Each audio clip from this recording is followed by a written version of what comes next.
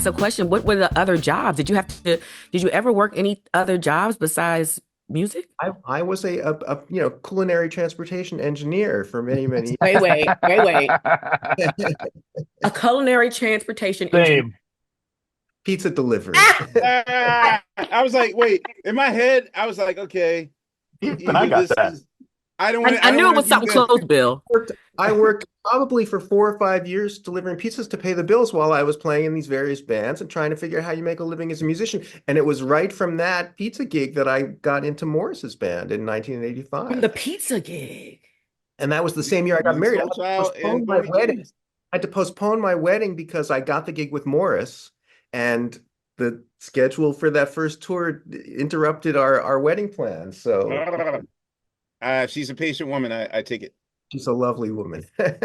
Was your family encouraging of this decision? And this coming from a person who, you know, I my at least my dad was not too thrilled at once he eventually found out about the roots. But for you, was your family encouraging of you pursuing this passion, or was it like safety first and you know get the money, become a lawyer? They were from that, we want you to be happy school of parenting, which I'm very grateful. That's rare. Very grateful.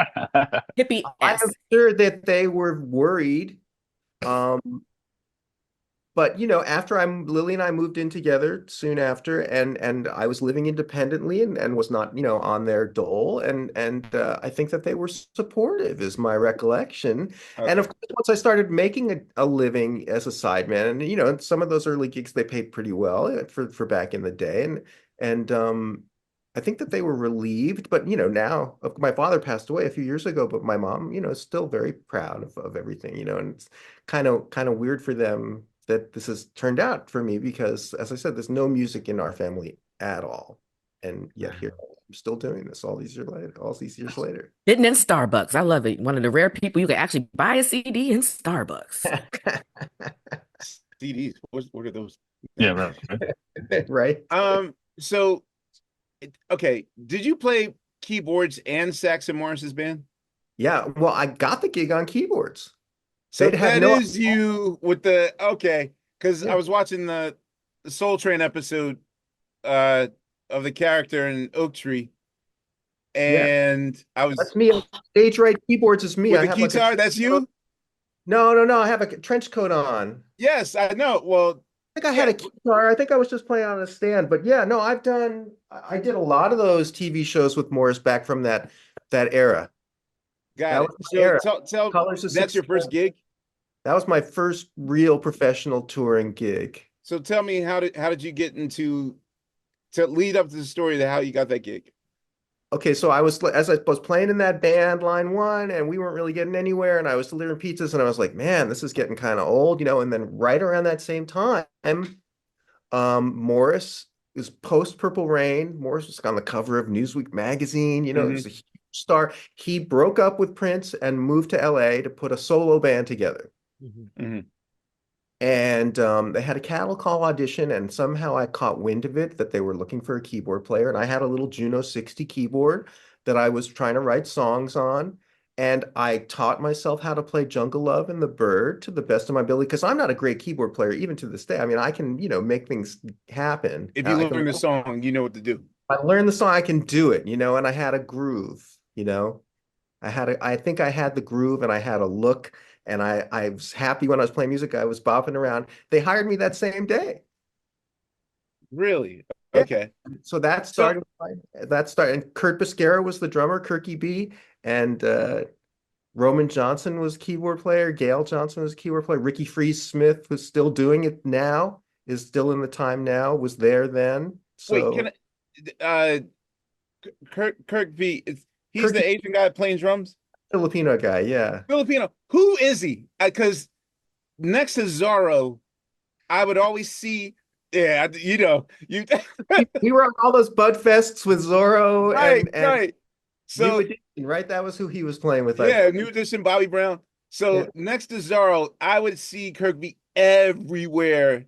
Yeah. And okay, let me know. And I'm not asking. Look, It you was have an illustrious. Perky B's first gig too. We met that day, and our lives were transformed, honestly, because Wow, we're like, anyway, who that is crazy. Kurt Busquera is his name. He's still a very popular, successful session drummer. He's played with I see it. I still see him working. Mick Jagger, but he did Tom Petty for a while. A lot of big gigs. I like that. Yeah. Great drummer. Wait, this is you with the mustache? I'm looking at the video from Soldier. That wasn't me with a guitar. I Okay. think there's like an American bandstand you can see me Okay. on with the time with Morris. Okay. Um, but I don't think that's me that you're seeing No right there. mustache required, right, Boney? Oh no, no hat. It was just a younger version of me. Got it. So, okay, explain to me during that period, how do you even get in the loop? It was a constant struggle, I mean, it was how, tried to figure it out, networking, man. I mean, it was But different. I mean, I remember like when I was a teenager, it was like the end. So I came up right when the internet was getting established, but oftentimes people read like backstage, like or one of those trade local papers that would have listings of like audition for da da da, audition for da da da. I'll say today, and musicians come to me all the time, like, "Yo, I play da da da da da da da da," and if they're serious about it, I will tell them that you probably want to figure out a way to get within at least 3 degrees of Adam Blackstone. Yes. Like Adam Blackstone basically And Kiasha controls. Blackstone. He runs the Yeah. mafia. Like he's the mafia. Like he's Him and his if wife, you, yes.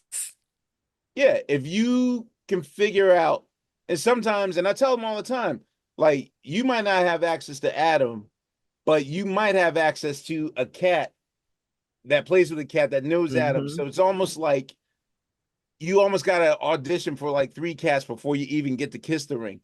What was the system in 85 in terms of like, I hear a gig coming up and like who did you have to know that's the ring to kiss to get inside the game?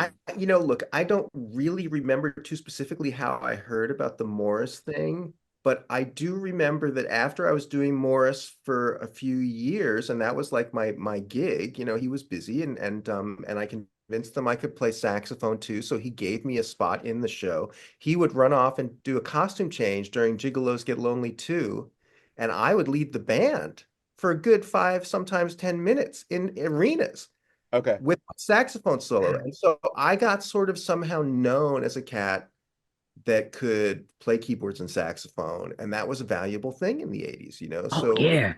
yeah, word of mouth. And then I think I caught the attention of Tony Maiden from Rufus. From Rufus. Time was not an Adam Blackstone, but putting some bands together for people. So I went and did Randy Crawford with him. And then he got me in with the Isley Brothers a couple years after that. I got in with a guy named Cornelius Mims, who's a bass player. He put me in with Ray Parker Jr.